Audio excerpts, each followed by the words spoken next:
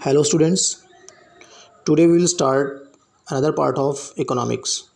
As economics has two parts, first microeconomics and second one is statistics. Yesterday I uploaded a video of previous chapter of microeconomics and this is statistics and this is first chapter of statistics.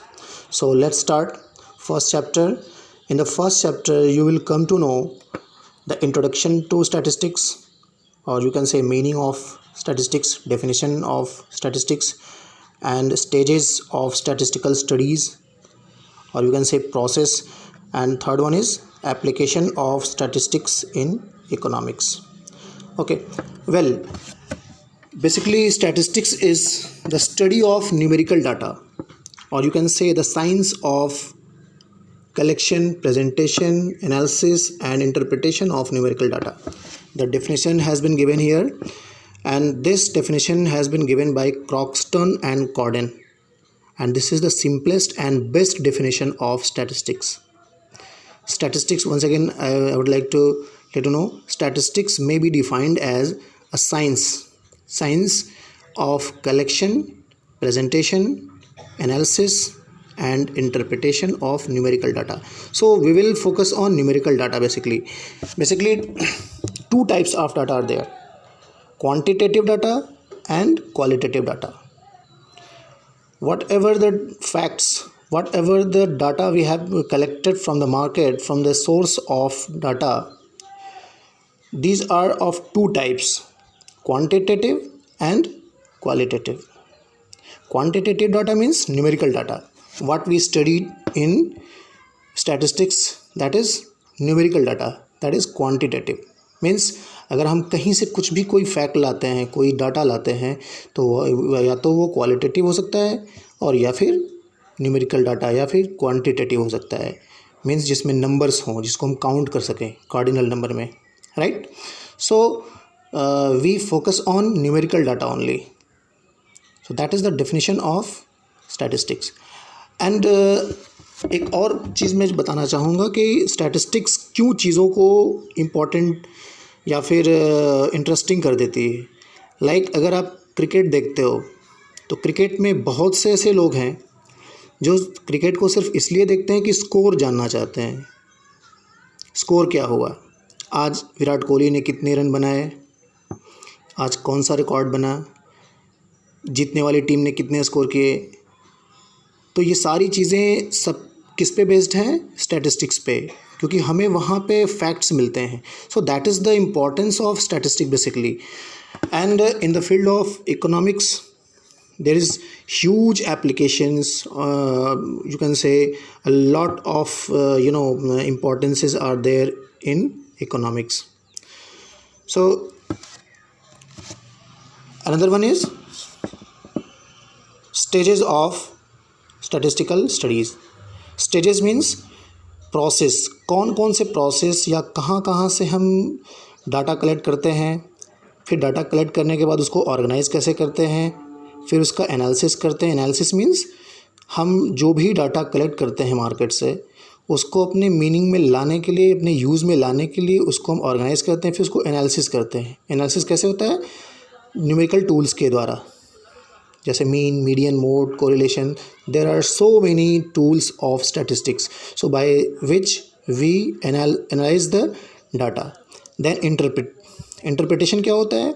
Interpretation का मतलब ये होता है कि हम meaningful उसका कोई भी आंसर निकालते हैं या फिर किसी को प्रेजेंट करते हैं या फिर इंटरप्रेट करते हैं कि ये जो भी फैक्ट हमने निकाले हैं उसका क्या मतलब है, या फिर उसका निचोड़ क्या निकल के आता है, उसकी फाइंडिंग्स या कंक्लूजन्स क्या निकल के आते हैं.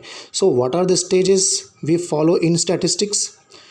First, collection of data. Collection of data कैसे होता है डिटेल में भी अगले चैप्टर में डिटेल में भी इसका है, क्या है कलेक्शन, ऑर्गेनाइजिंग और analysis, interpretation. But first collection of data जो होता है, कलेक्शन का मतलब क्या होता है कि हम डाटा को कहाँ से, कौन कौन से सोर्सेज से, प्राइमरी सोर्स से लाते हैं तो प्राइमरी डाटा होता है, और क्या क्या उसके मेरिट्स हैं, डीमेरिट्स हैं, ये सारी चीज़ें हम इसमें पढ़ेंगे कलेक्शन ऑफ डाटा में. उसके बाद डाटा जब हम कलेक्ट कर लेते हैं तो वो रॉ मटेरियल ही होता है. Data is very much raw until unless it is organized in a very efficient manner. जब तक कि इसको हम efficient manner में ऑर्गेनाइज नहीं कर लेते हैं तब तक ये डाटा हमारे लिए रॉ मटेरियल होता है. फिर इसको हम क्या करते हैं, इसको ऑर्गेनाइज करते हैं. तो ऑर्गेनाइज करने की प्रक्रिया में हम क्या करते हैं, ऑर्गेनाइज में हम सबसे पहला काम करते हैं कि इसको हम या तो टेबल के फॉर्म में रखते हैं, टेबल डिटेल में बाद में आएगा, नोट्स में दे दूँगा.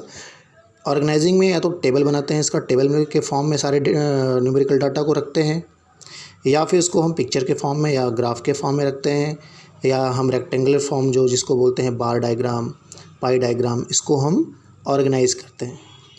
देन एनालिसिस का मतलब कि उस डाटा को, जो भी डाटा हमारे पास है, what ever the data has been presented in the graph और पाई चार्ट, सो उसको हम उसकी एनालिसिस करते हैं. उसका एग्जांपल मैं बताऊं. अभी जैसे क्या होता है कि अभी लॉकडाउन में कोरोना पे ढेर सारे स्टैटिस्टिक्स आ रहे हैं.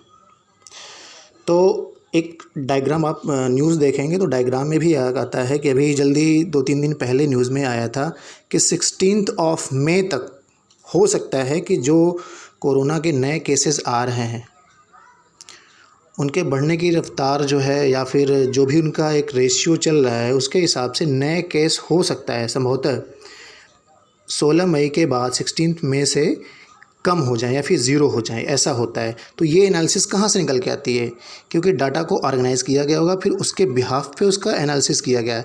एनालिसिस कैसे किया गया होगा, न्यूमेरिकल टूल्स के द्वारा किया गया होगा. एक्सपर्ट्स उस पे होते हैं, एक्सपर्ट के द्वारा उनको बताया जाता है कि क्या है उसका निचोड़. फिर उसको हम लास्ट में फाइनली हम एक लाइन में उसका जजमेंट देते हैं या फिर इंटरप्रेट करते हैं. That is the interpretation of data, right. So details अगले चैप्टर्स में होंगे, उसको बताया जाएगा. Last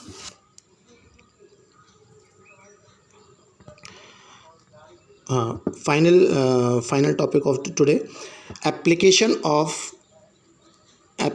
of statistics in economics.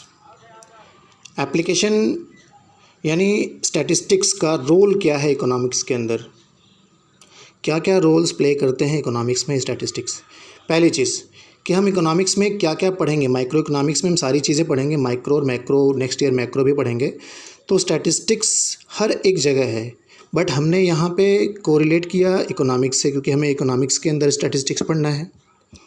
तो पहली चीज़ स्टैटिस्टिक्स एंड कंजम्पशन में स्टैटिस्टिक्स का क्या रोल है. कंजम्पशन मतलब जो भी उसकी, जैसे कंजम्पशन क्या होता है, सबसे पहले हम क्या करते हैं कि हमारी जो सबसे आवश्यकता अनुसार जो चीज़ें आती हैं, जैसे एकदम जो नीड होती है हमारी, सबसे पहले स्टार्ट होती है नीड, जिसके बगैर हम रह नहीं सकते. प्राइमरी नीड्स होती है, बेसिक नीड्स जिसको बोलते हैं. उसके बाद फिर हम जैसे जैसे हमारा इनकम बढ़ता जाता है, फिर हम उस नीड को हम आगे बढ़ाते चले जाते हैं, फिर वो डिज़ायर वांट्स ये बढ़ते चले जाते हैं फिर.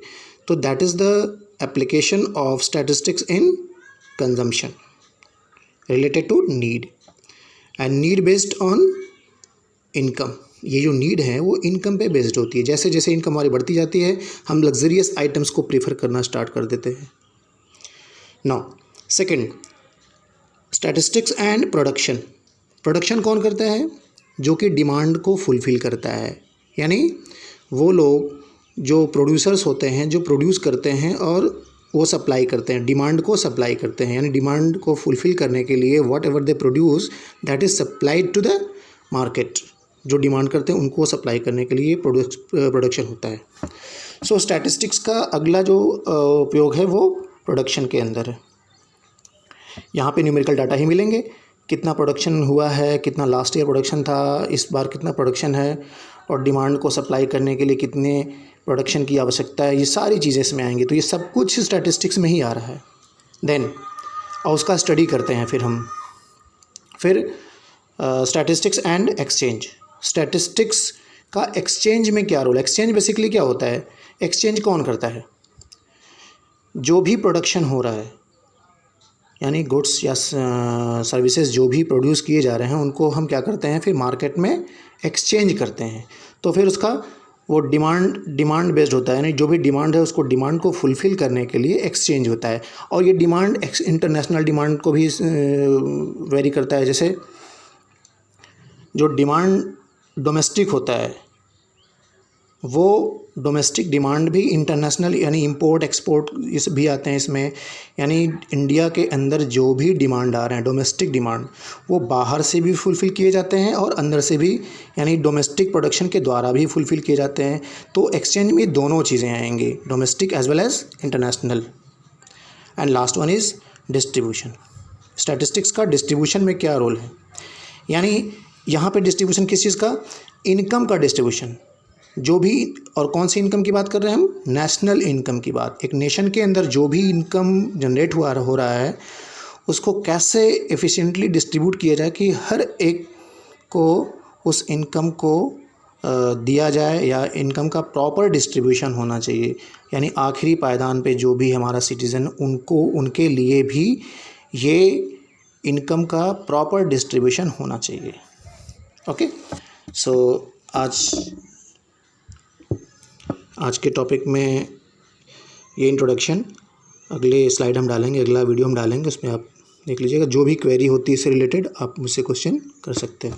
Right, thank you.